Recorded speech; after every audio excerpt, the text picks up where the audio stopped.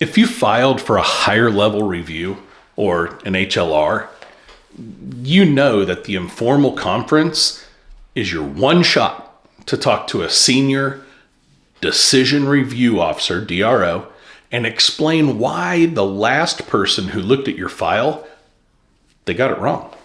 The problem is most veterans treat this call like a doctor's appointment or a vetting session. It's not that. They spend 20 minutes talking about how much their back hurts or how they can't sleep at night. I'm going to give it to you straight, right? The person on the other end of that line is not a doctor. They aren't a therapist. They are a technical auditor. If you show up in that call in like a passenger mode, as I keep using, hoping they'll feel bad for you and change their mind, you've lost your mind. To take the lead, you have to realize that this call is a professional audit of a broken process. So today, I'm going to give you a little bit of strategy to walk into that conference, speak their language, and then force them to see the errors in your claim. The first thing you have to understand, though, and this is probably the most important rule of this game, is the no new evidence rule. This is the wall that most veterans run into head first, full speed, and knock themselves out. An HLR is a closed record review. That means that whoever picks it up, the officer, can only look at what was already in your file on the day the previous decision was made. If you start talking about a new diagnosis that you got last week or a new symptom log that you started yesterday, they're going to tell you to take it and pound sand, quite honestly. When you start talking about new pain or new events, you're wasting your time. You are showing the officer that you don't know the rules of the game. Taking the lead in this means that you have to stay focused entirely on the evidence that was already provided, but was ignored or misunderstood or not read, in your opinion.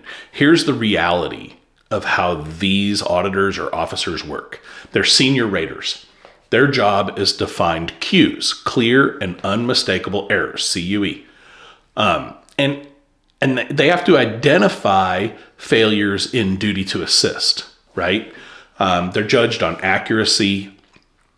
If they see a legal error in how your claim was processed, they have the authority to go fix it right then and there.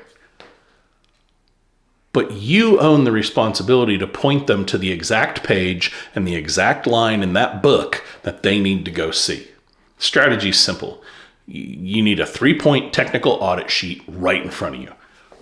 Don't wander around in your stories. Don't tell stories about your time in the service. You don't want to waste this person's time. You want to cover exactly 3 points where the previous rater missed the mark, and you want to do it in under 5 minutes if possible. Point number 1, the missing evidence. Do not say the VA ignored my doctor's rating. That's bullcrap, right?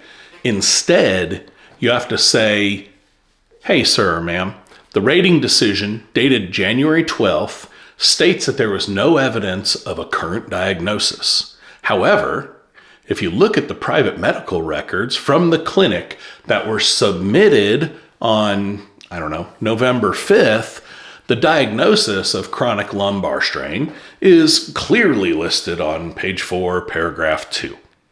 You're not giving them new information. You're saying, I want you to make sure that this was taken into consideration. You're pointing to the information that you believe was not taken into account for your claim, that the rater failed to see.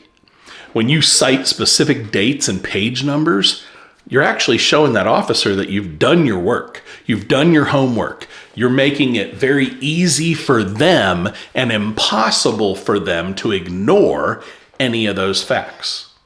Point number 2, you have to cite the law. You don't need to be a lawyer, but you do need to know the basic language of this system. This means that you need to go and read the 38 CFR Part 4, which is, the schedule for ratings disabilities. For example, if you are arguing for a higher rating for your knees, you point to the specific range of motion measurements in the CMP exam, and then you say, according to the 38 CFR, under Diagnostic Code 5260, a range of motion limited to 30 degrees should result in a 20% rating, but I was only assigned a 10% rating. You're holding that rule book up right in their face and showing them the whole 9 yards. You are doing your own analysis of their document to prove that they missed something. This changes the dynamic of that call from a veteran asking for help to a professional auditing, to a professional who's auditing the transaction. Point number 3, the duty to assist error. This is your higher ground maneuver. If the VA denied you because they couldn't find records you identified, or if the CMP examiner didn't perform the required testing, that is a duty to assist failure. You tell the HLR officer the previous rater failed their duty to assist because they did not obtain the records from the military treatment facility that I identified in my initial application. Because of this, the evidence was not fully developed and is incorrect. This is really powerful because if a higher level reviewer finds a duty to assist error, they are required by law to turn that HLR into a supplemental claim. They'll then order the records or the exam that was missing.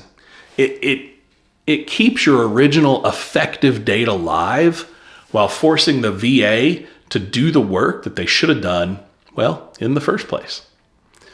When you speak like this, you aren't just being some beneficiary of a system. You are being an educated person that's talking to another reviewer, and you're showing them that you've verified everything in there and you caught the error that happened by the VA in their system. This forces them to really look at you and go, okay, this person did their homework. They know what they're talking about. They're not here to waste my time. They're going to give you probably a little bit more attention than somebody who comes in and says, oh, my back's gotten worse. Well, that's not what an HLR is for. They will instantly say this person is just wasting my time, and they're going to get frustrated and, all of that crap that goes along with it. If you make it easy for an HLR reviewer to find a mistake, they can send that claim back for correction without having to write a long justification for a new decision. You're basically handing them the roadmap to say, yes, you're right, within their own regulations. So the tone of this call should be calm, authoritative. No yelling, no begging, no whining, no crying. You are conducting a professional interview. If you can't explain why you deserve a higher rating using only the evidence that they already have and the laws that are in the books, you shouldn't be in an HLR. You should be looking at a supplemental or something else. You need to really make sure that you are embracing this concept, because HLRs can break somebody long term, or they can really make your life a lot better, a lot quicker. Okay, thanks again for watching today. I really greatly appreciate you. Don't forget to like, share, and subscribe. You really help me get the word out to other veterans, and I hope you take care of one another. And I'll see you in the next one.